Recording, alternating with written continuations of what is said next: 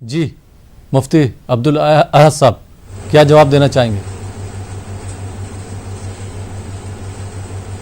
شریعت مطہرہ نے زکوٰۃ کا جو حکم ہے وہ غریب کی مدد کے لیے ہے اور اس کی ضرورت کو پورا کرنے کے لیے ہے۔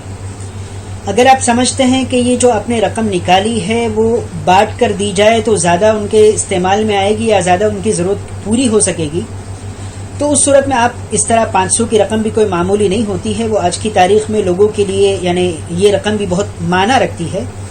اگر آپ اس طرح تقسیم کر کے 5000 کو 10 لوگوں میں تقسیم کر کے دینا چاہیں تو شریعت مطہرہ میں کوئی مضائقہ نہیں ہے، آپ اس طرح تقسیم کر سکتے ہیں۔